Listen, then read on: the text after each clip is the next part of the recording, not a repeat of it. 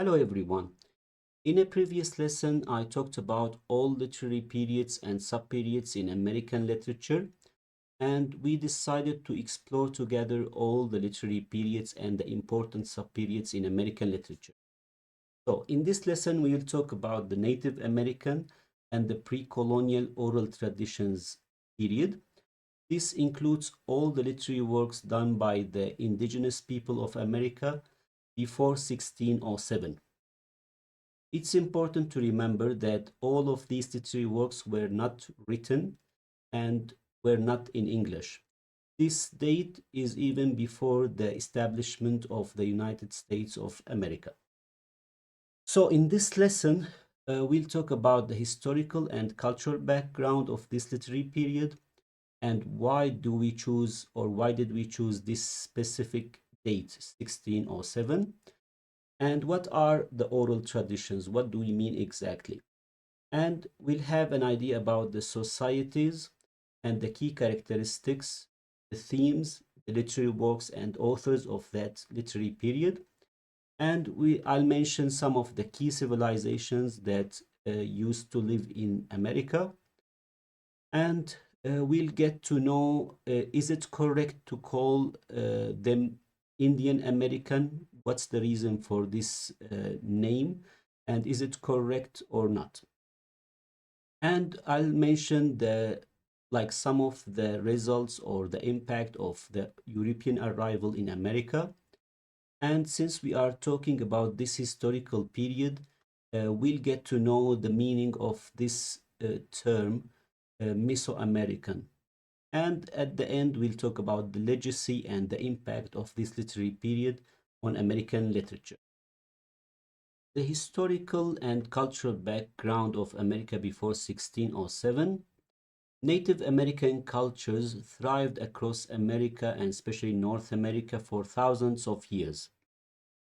These communities were diverse. We are talking about over 500 different tribes. Each one had its own language, customs, and culture. So we are talking about thousands of years before the arrival of Columbus in 1492.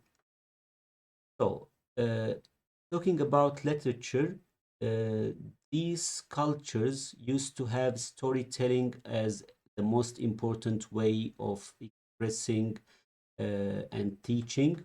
So, they used this way to teach, preserve history, and guide spiritual life. So, why this year specifically, 1607? Well, before these dates, many European expeditions arrived in America, but the year 1607 witnessed the establishment of Jamestown. Jamestown was the first permanent English settlement in North America. So after this date, we see the English language in America, and of course, we start the American literature or literature in the English language. Well, before 1607, North America was not an empty wilderness, but a continent uh, filled with hundreds of distinct indigenous people, as I mentioned in the beginning of this lesson. And they had different languages, different customs, and social structures. And of course, they had some shared beliefs and some different spiritual beliefs. And it's well known about Native American cultures that they were and they are still deeply interconnected with their land, America. So, why do we call it the oral traditions period? Well, at that time, orality was the primary mode of transmission. So, Native Americans transmitted and preserved their history, laws, spiritual beliefs, stories through oral traditions. So this wasn't a primitive way of communication. It was a highly sophisticated and dynamic system. So we don't see many texts or scripts preserved, but as I mentioned, they are transmitted by the oral traditions. So we have also memory and performance. Storytelling was a vital skill in Native American societies, and the storyteller was someone uh, highly respected in his or her society. And this formed like a kind of collective memory among each community among the Native American societies. And this also needed adaptability and accuracy.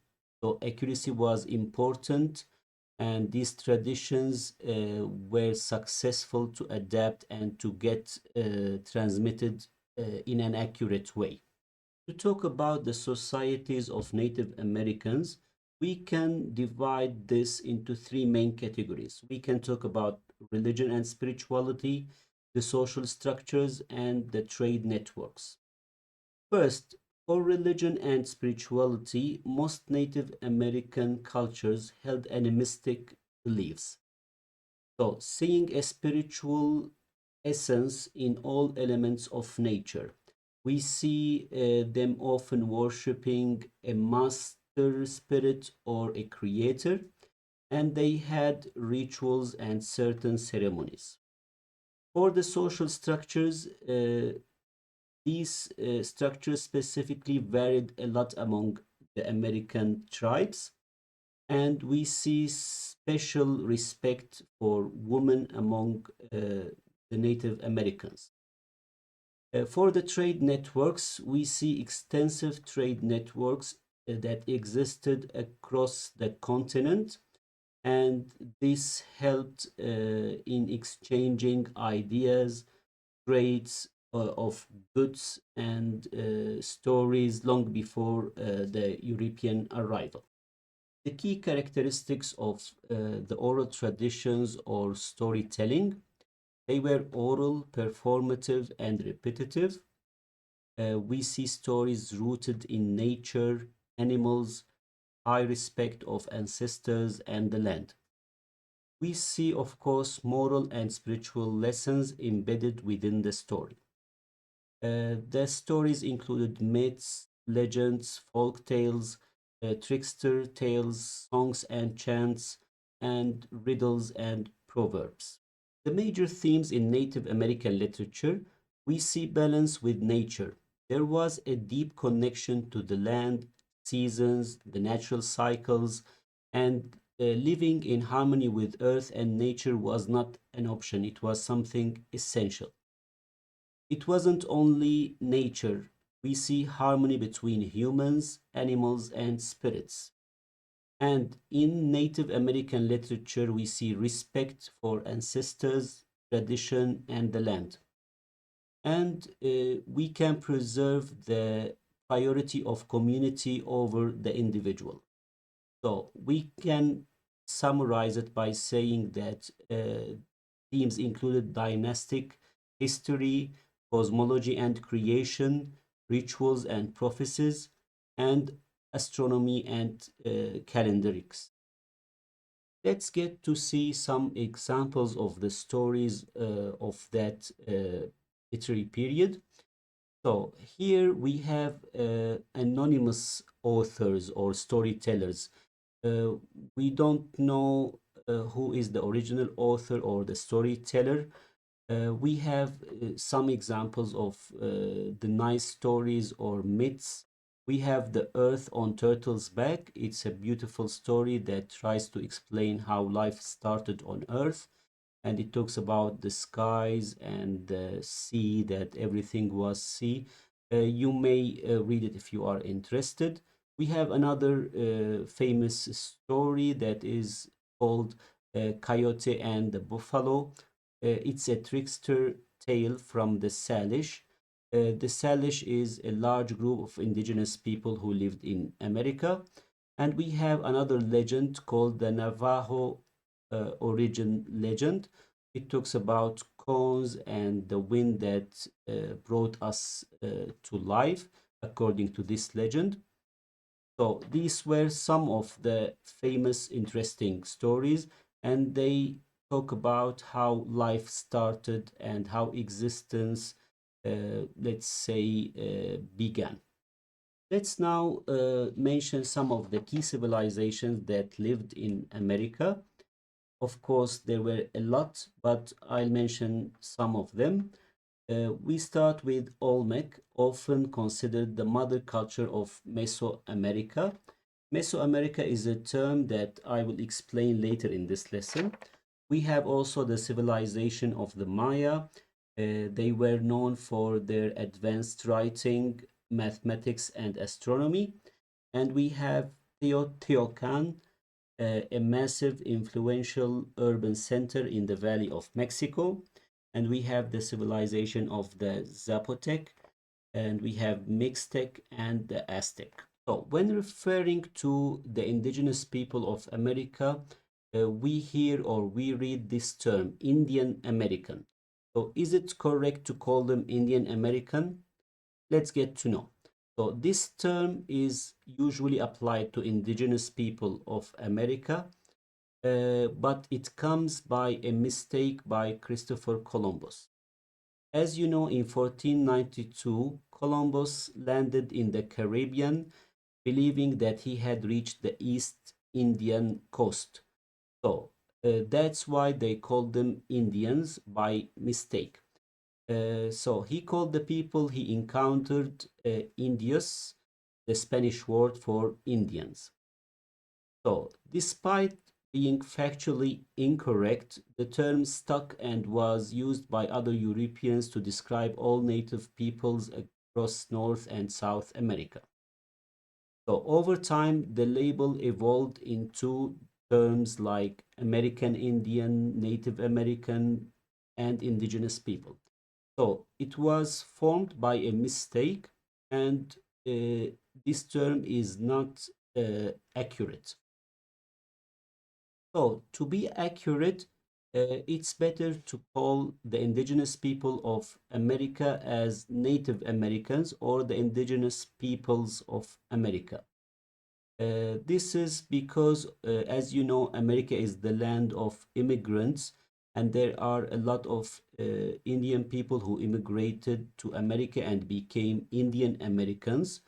So when we say Indian American, we refer to people who are American citizens, but originally they are from India.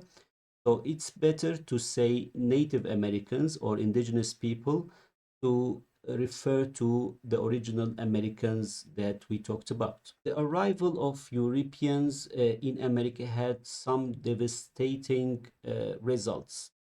Europeans triggered a catastrophic demographic collapse in America. This is because of many factors. The first one is the European disease that the Native Americans were not exposed to. We have like measles, influenza, and other diseases that spread among Native Americans and caused the death of significant numbers of people. And we have warfare and displacement. We have the direct conflict between Native Americans and the new arrivals. And we have the disruption of societies, the destruction of traditional economies, social structures, and spiritual practices led to immense suffering and further population decline. A few minutes ago, I mentioned the term Mesoamerica or the adjective Mesoamerican. This term refers to a cultural and historical region in the Americas. Meso comes from the Greek word which means middle, so it is translated as Middle America, middle of America. But it refers to all American tribes before the arrival of Columbus, or all the civilizations that I mentioned previously. So, to summarize, this term Mesoamerica has two layers, two aspects, geography and culture. Geography, I repeat again, it literally means Middle America, derived from the Greek word mesos, meaning middle. So geographically, it spans from central Mexico to Guatemala, Honduras, Nicaragua, and Costa Rica. Uh, for the cultural layer, we talk about Mesoamerica not as a geographical term, but as a cultural term, which is the set of shared rules and culture traits that developed among the various indigenous people of America. In the north, like in the US and Canada, and in the south, in South America.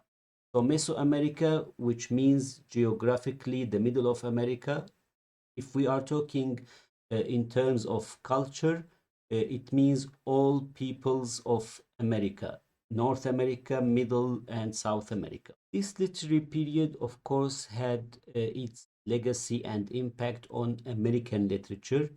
Remember, so far up till now, we are talking about stories and traditions that were not written or spoken in English. These traditions shaped later American literature, especially through themes of land, identity, and storytelling again. Some were later written down, these oral traditions, as you noticed. They were written down by anthropologists, missionaries, or native writers, but the original forms were oral and deeply tied to the culture. So now we reached the end of this lesson. I hope that it was useful. And in the next lesson, we'll talk about the colonial and early national period, the first period that include English language. So see you then.